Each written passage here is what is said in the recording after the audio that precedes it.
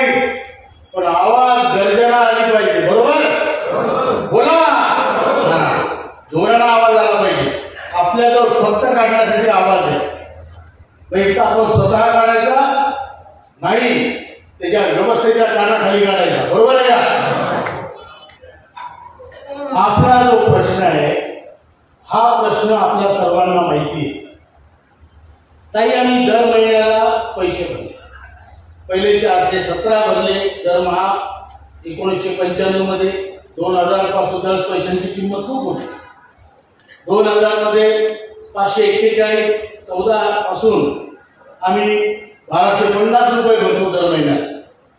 एवढे पैसे भरले, त्याचं जर आपण गणित केलं व्हॅल्युएशनच्या नुसार, तर आज प्रत्येकाच्या सरकारकडे 20 लाख रुपये जमा आहेत.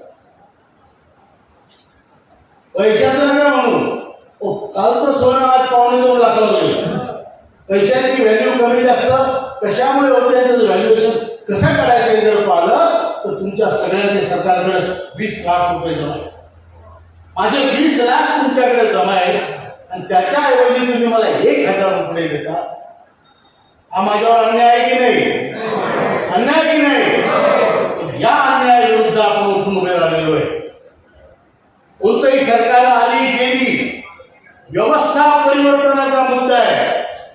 आम्ही म्हातारे झालो म्हणजे मेलो नाही, आम्ही कचरा नाही.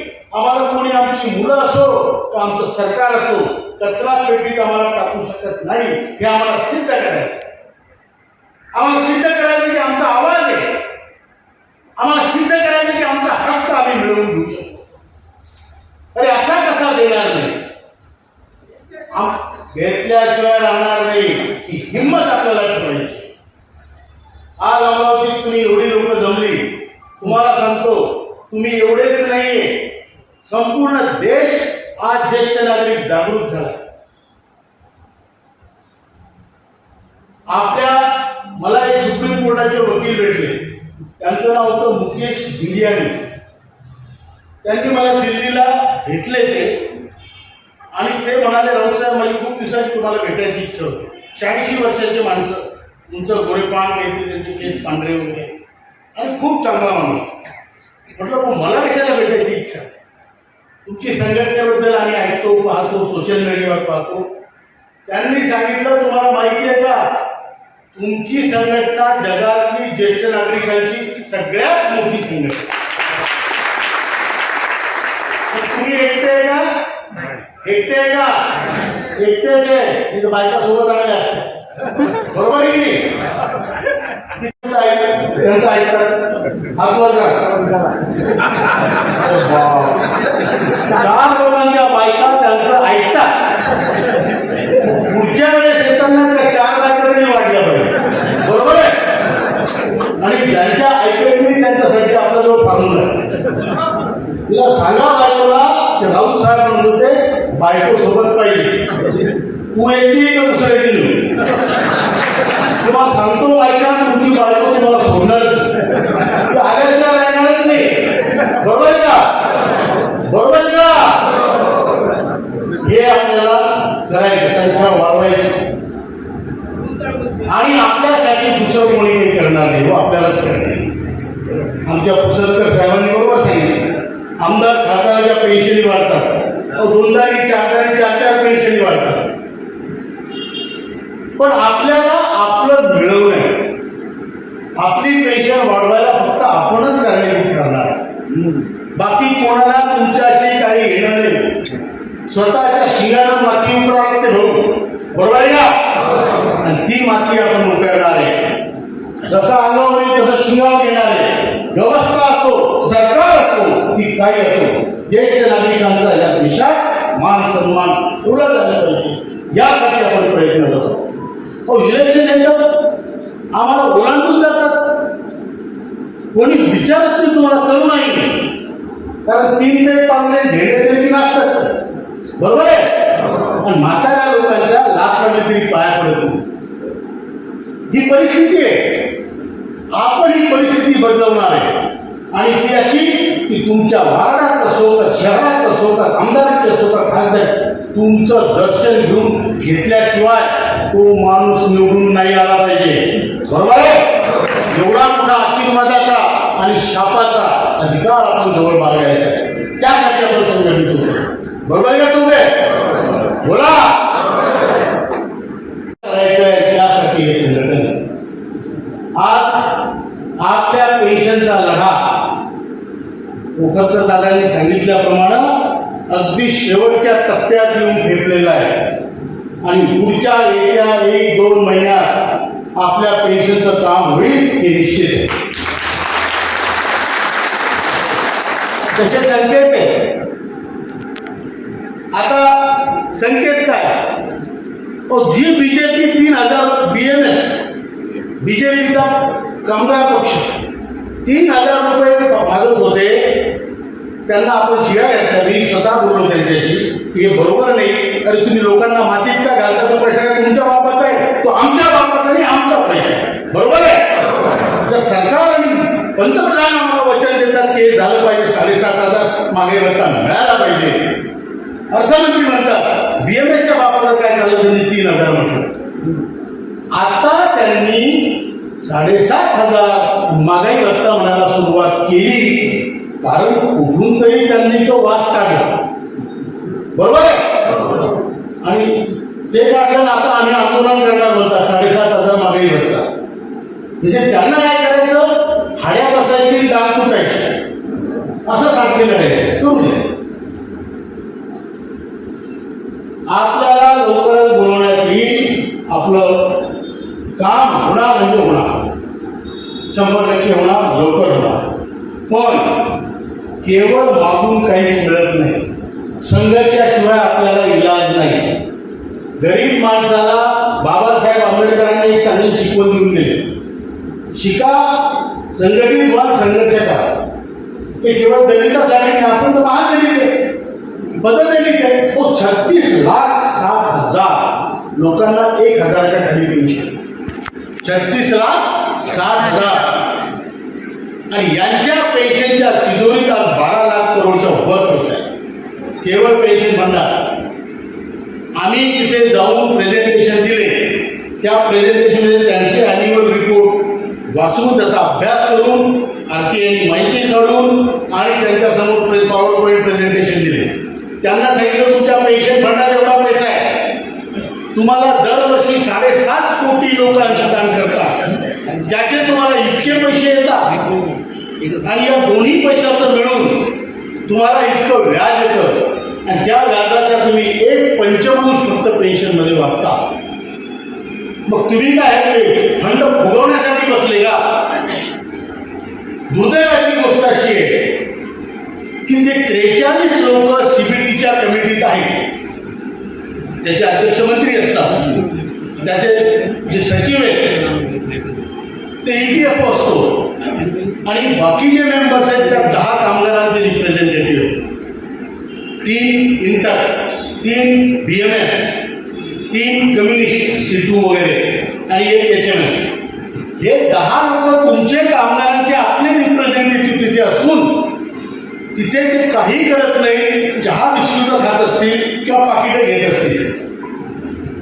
आतापर्यंत एवढ्या संघटना असून त्यांनी इतिहासचा मुद्दा का नाही सोडवला? बरोबर का? तुमच्या नोकरी गेली, तुम्ही रिटायर झाले की तुमच्या पावत्या तुमच्या जवळ क्षमताने पावती पाडायची. मग तुम्ही आमचे कोणी नाही, आम्ही तुमचे कोणी नाही. तुम्ही त्या संघटनेचे सभासद नाही, त्या संघटनेने तुमच्याशी घेणे. काही मी सांगतोय एवढ्या आपल्या भारतातल्या संघटना आहे, एकही संघटना कामगाराची नाही आहे. कोणती BMS BJPची, इंटर काँग्रेसची, C2 कम्युनिस्टाची. अरे कामगाराचं कोण आहे? बरोबर आहे तुम्ही? आपापल्या पक्षाचा अजेंडा घेऊन तुम्ही जसं बाकी लोकांना भ्रमात पाडता तसं कामगारांमध्ये येऊन त्याचे मतं घेतात, पैसे घेतो.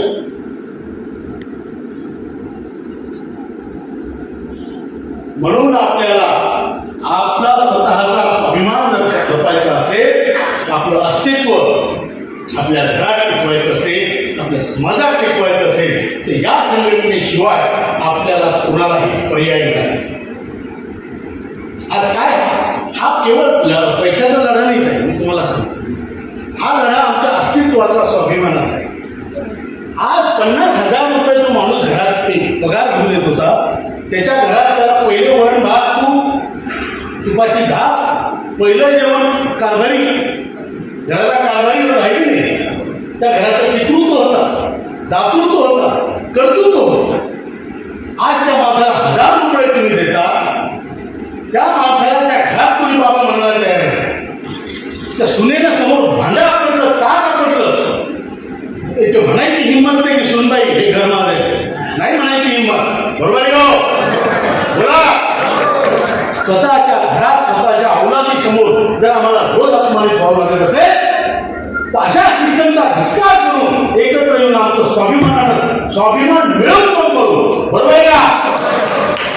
इथे मी राजकीय मत मागायला नाही आलो, तुमचं मत तुम्हाला त्या एक सांगायला आलो. आपण लाचार होऊन जगायचं नसतं.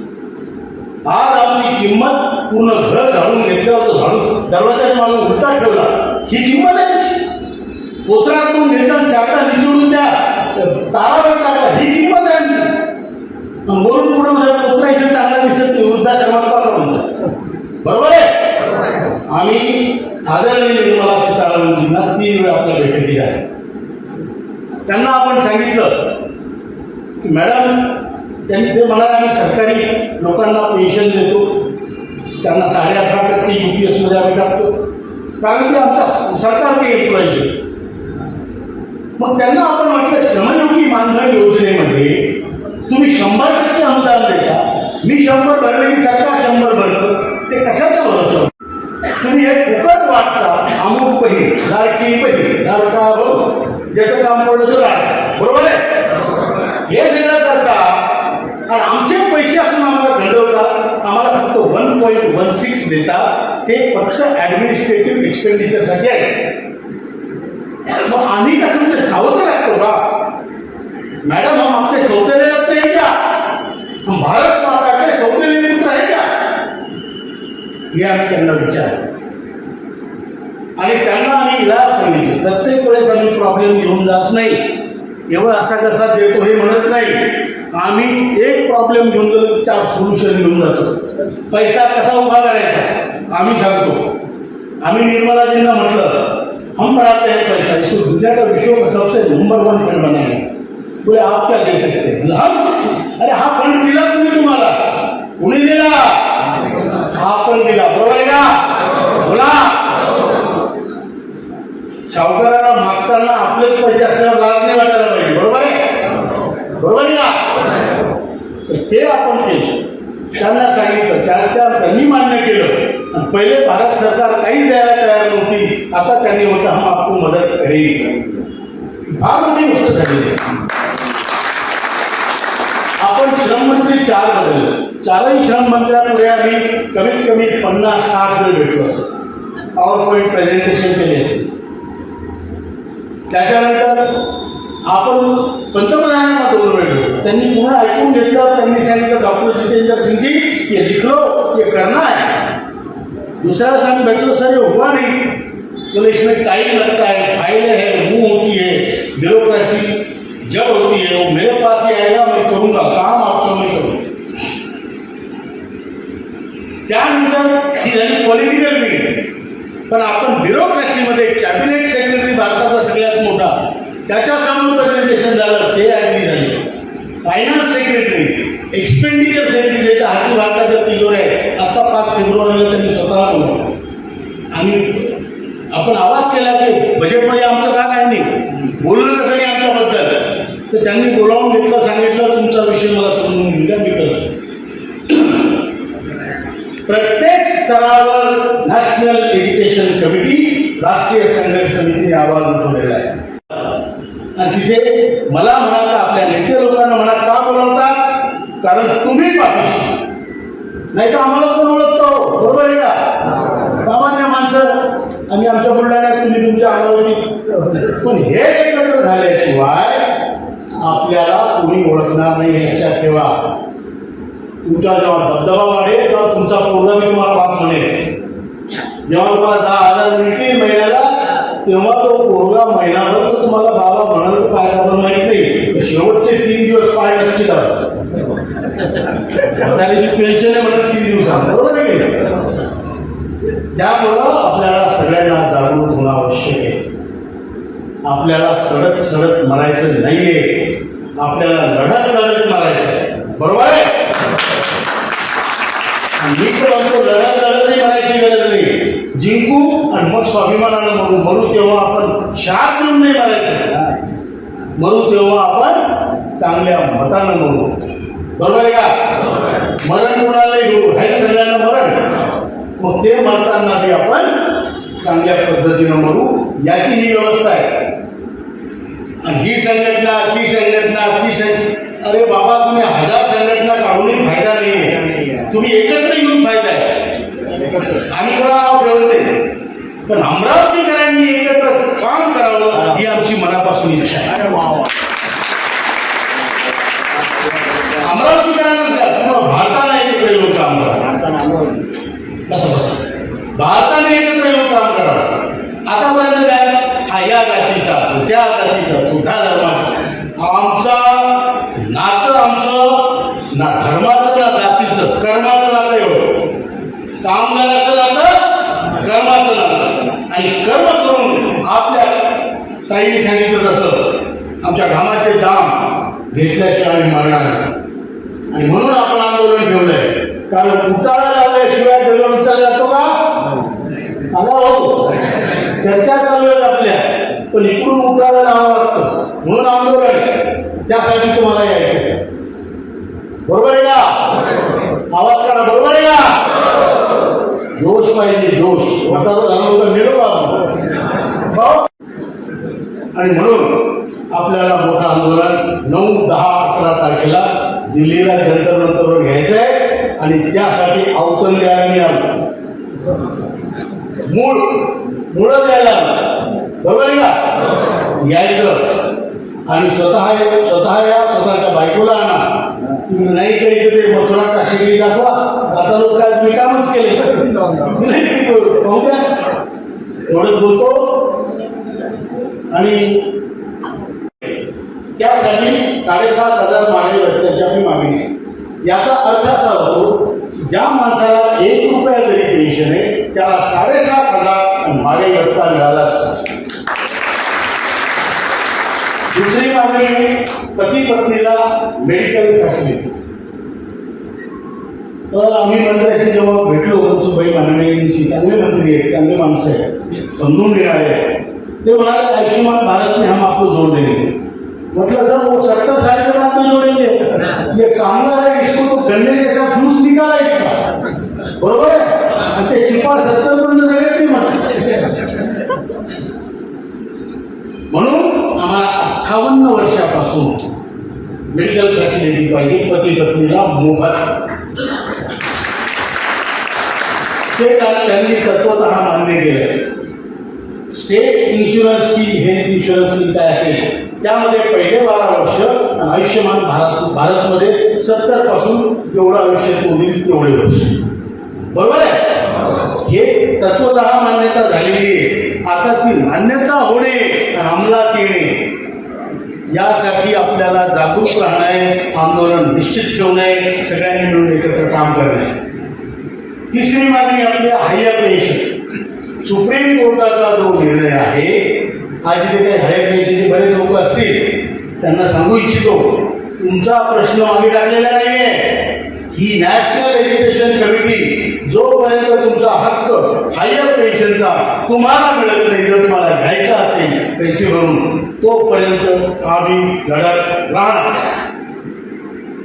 या EPS 95च्या पंक्तीत शेवटच्या माणसाच्या ताटावर लड्डू आलाच पाहिजे याची आम्हाला खात्री. त्यासाठी आपण तिथं पैसे गोळा करण्यासाठी नाही. आणि मी तुम्हाला सांगतो, पुष्कळ लोक ताई आम्हाला विचारतात, HMSचे राष्ट्रीय जनरल सेक्रेटरी आहेत हरभजन सिंग सिद्धू, पुढे माणसं 4-5 हजार युनियन त्या रेल्वेच्या जास्त, त्यांच्या ऑफिसमध्ये गेलो, ती उठून उभे राहिले, मला गळ्याशी लावलं. पहिल्यांदाच बहुत सुना बोले आपके बारे में, क्या सुना? ते म्हणे आम्ही HMSचा, मी जनरल सेक्रेटरी राऊत साहेब, आमची फी संघटनेची गेटवर गोळा होते आम्हाला येतात करोड आंदोलन करतो. आता तुमचे मताने त्याच्याजवळ पैसा नाही, आरोग्य नाही, आणि तुम्ही कसं काय फी गोळा करता आणि कसं काय हे चालवता गाळा. मी त्यांना म्हटलं ईश्वरी कामात कधीच तुम्हाला नुकसान येत नाही, तोटा येत नाही. गजानन महाराजांच्या मंदिरात आपण जातो, बरोबर आहे, ते तुम्हाला पैसे मागतात तो तुम्हाला वाटलं तुम्ही श्रद्धेनं 2 रुपये पेटी टाका, तुम्ही पैसे टाका नका टाकू, दर्शन घ्या नका घेऊ, पोटभर जेवून जा, बरोबर आहे का. तरी ती पोटभर जेवून जा. फक्त एक नियम आहे, तिजोरी हात धरून काढू नका, बरोबर आहे. श्रद्धेचा विषय असतो. हा पण एक मोठा महायज्ञ आहे. संपूर्ण भारतातलं जागरण करणारा हा महायज्ञ आहे. या यज्ञात 2 रुपये 4 रुपये 10 रुपये जे टाकता येते टाकत जा, फुकट घेऊ नका, ते पचत नाही तुम्हाला सांगतो माहिती. काही ना काही टाकायचं, यज्ञ आहे त्यात संविधा टाकायची. ज्याजवळ तूप आहे त्याला तूप टाका, ज्याच्याजवळ तूप नाही त्याने आणखी नाही टाका, काळी कचरा टाका, संविधा टाका. आणि भंडारासारखा आपण भंडाराची डाळ जमा करतो, ज्वारी जमा करतो, हा, आणि मग ती जळून त्याच्या भाकरी करतो. आता तुम्ही जर दुधाची डाळ दिली नाही, ज्वारी दिली नाही, किंवा 2 रुपये दिले नाही, पंक्तीत तुम्ही जेवता, तुम्हाला लाज वाटतो कोणी पहिला, बरोबर आहे का. भंडाऱ्यात जेवण्यासारखा आपला कार्यक्रम आहे, गजानन महाराजांच्या मंदिरासारखा कार्यक्रम आहे, आणि दैवी कार्यक्रम आहे, त्यामुळे त्याला कधीच कमी पडत नाही, कधीच कमी पडत नाही.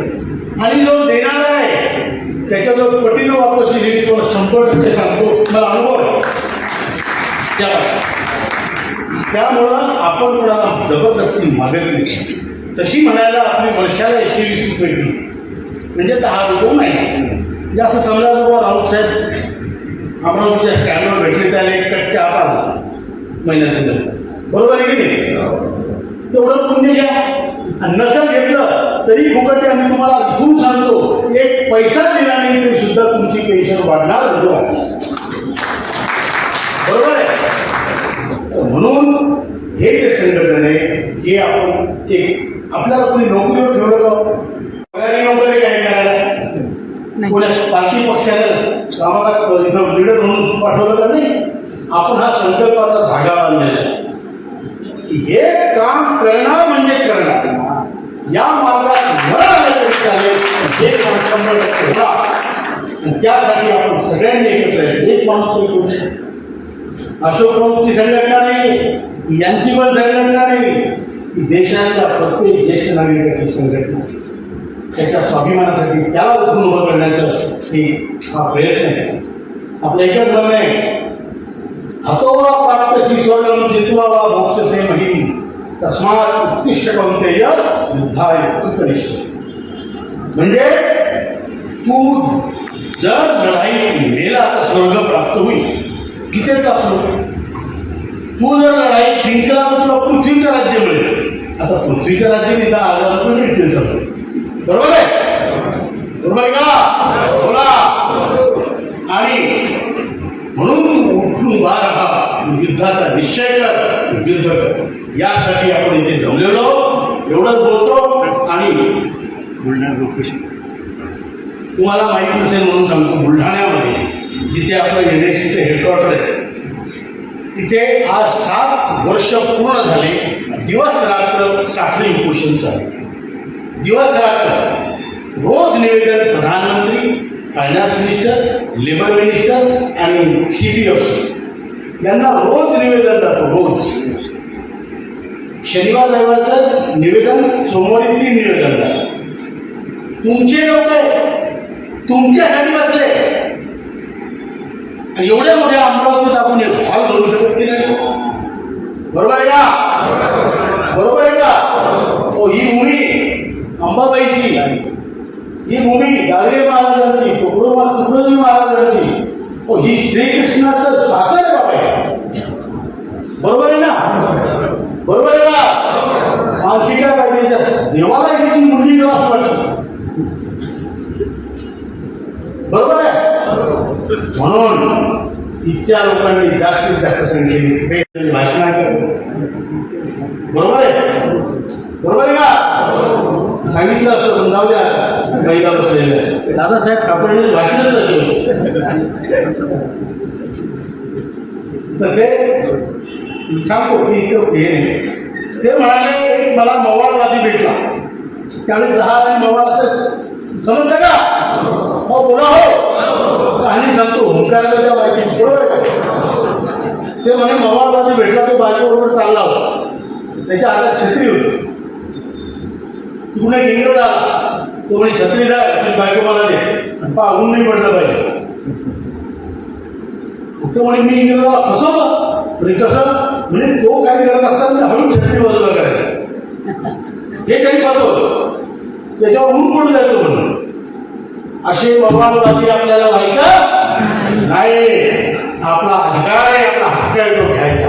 त्यासाठी भिडायचं ही आपली परंपरा आहे, रीत आहे. अंबाबाईच्या रीत आज आपण आंदोलनाचा नारळ आणि युद्धाचा गोंधळ घालायला जमलेलो आहे. एवढंच बोलतो. माझे दोष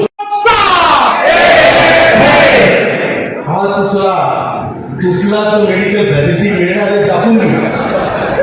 बरोबर आहे का? म्हातारे तो करेल पाहिजे आपल्याला करून पाहिजे सगळं.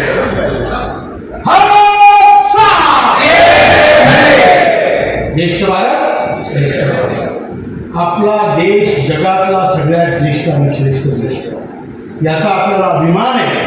आणि त्या ज्येष्ठ आणि श्रेष्ठ देशाचे आपण ज्येष्ठ आणि श्रेष्ठ नागरिक आहोत. म्हणून आपला नारा आहे ज्येष्ठ भारत श्रेष्ठ भारत. ज्येष्ठ भारत.